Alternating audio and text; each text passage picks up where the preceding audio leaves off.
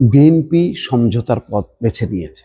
তারেক রহমানের এই বক্তব্যের মধ্য দিয়ে বোঝা যায় যে বিদ্যমান পরিস্থিতিতে বিএনপিও কোনো সংঘাত চায় না, কোনো সংকট চায় না, এমন কোনো অবস্থানে যেতে চায় না যাতে দেশ আবার সংকটের মধ্যে পড়ে।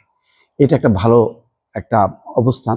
সম্ভবত গত 2 দিনে উপদেষ্টা পরিষদ সহ রাষ্ট্রের আরো গুরুত্বপূর্ণ কর্নার থেকে যেই বার্তা দেয়া হয়েছে তাতে পরিষ্কার যে সামনের নির্বাচনের বাইরে আর অন্য কোনো কিছুতে এই সরকার বা অন্য কেউ মনোযোগ দিক, এটা কেউ চায় না।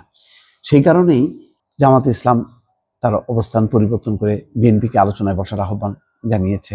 এটা হচ্ছে সমঝোতার একটা নমুনা। অর্থাৎ আমরা কঠোরভাবে আন্দোলন করব, আন্দোলন কর্মসূচিতে আছি, আজকে রাতের মধ্যে ঘোষণা করতে হবে, নতুবা শুক্রবারের মধ্যে ঘোষণা দিতে হবে, এই যে আলটিমেটাম দেয়া, এই জায়গা ফলে যে রাজনৈতিক উত্তেজনা দেখা দিয়েছিল। অন্যদিকে বিএনপিও যেভাবে অ্যাগ্রেসিভলি তারা তাদের হতাশা ক্ষোভ প্রকাশ করেছে যে ঐকমত্য কমিশনের সুপারিশে তারা তাদের যে সমস্ত আপত্তি ছিল, নোট দিয়েছেন, সেগুলিকে বাদ দেয়া, যেই বিষয়গুলো আলোচনা হয়নি সেই বিষয়গুলো অন্তর্ভুক্ত করা, এই পুরো বিষয়টা নিয়ে বিএনপিও যে কঠোর অবস্থানে বা মনোভঙ্গিতে চলে গিয়েছিল, বিপরীতমুখী অবস্থানে ছিল জামাত, তাতে একটা সংঘাতের একটা সম্ভাবনা কিন্তু দেখা দিয়েছিল।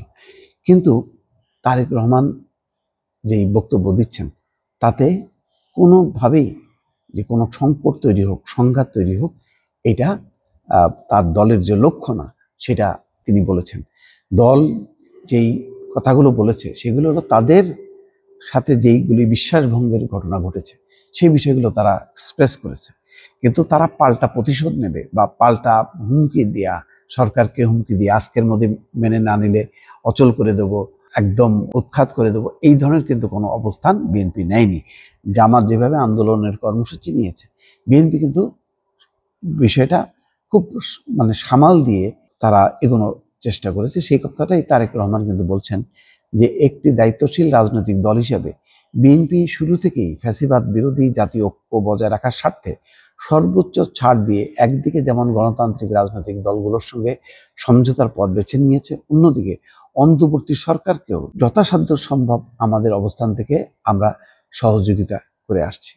এই যে দেখেন, গণভোটের ব্যাপারে মির্জা ফখরুল ইসলাম আলমগীর কালকে কি বলেছেন যে গণভোটেও আমাদের ইচ্ছা ছিল না, কিন্তু যেহেতু কয়েকটি রাজনৈতিক দল চাইছে, সুতরাং আমরা মনে করছি যে ঠিক আছে, গণভোট হলে আপত্তি নেই। গণভোট এক ধরনের যেই রাজনৈতিক সমঝোতা 84টা পয়েন্টে সংস্কারে, তার পক্ষে একটা জনগণের রায় নেয়া। কিন্তু তার মানে এই না গণভোটটা এমনভাবে আয়োজন করতে হবে জাতীয় নির্বাচনের আগে যাতে নির্বাচন ব্যাহত হয়।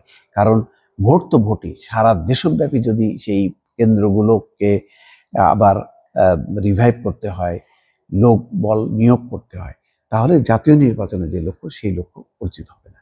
সেই কারণেই কিন্তু গণভোটের তীব্র বিরোধিতা করছে, যে গণভোট এক ধরনের সমঝোতা, যেটা রাজনৈতিক দলগুলো যে সমঝোতায় স্বাক্ষর করেছে সেটাই কিন্তু যথেষ্ট ছিল। তারপরে গণভোটের দরকার ছিল না, কিন্তু বিএনপি মেনে নিয়েছে অন্য রাজনৈতিক দলের দাবির কারণে বা তাদের আগ্রহের কারণে।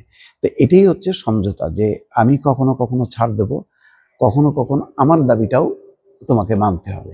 তো যাই হোক, এখন বোঝাই যাচ্ছে যে অবস্থাটা হলো এই, যে সংকট উত্তরণের ক্ষেত্রে বা একটা যে পরিস্থিতি তৈরি হয়েছে গত 2-3 দিন, সেটা উত্তরণের জন্য জামাত যেমন একদিকে সংবাদ সম্মেলন করে আহ্বান জানিয়েছে বিএনপিকে আলোচনায় বসার জন্য, তেমনি তারেক রহমানও কিন্তু সেই সমঝোতার বাণীটাই দিলেন। ফলে আমার ধারণা যে আজকে উপদেষ্টা পরিষদের বৈঠকের পর, সংবাদ সম্মেলনের বক্তব্যের পর হয়তো সংকটের যেই কালো মেঘ সেটা অনেকখানি দূর হয়ে যাবে। দর্শক।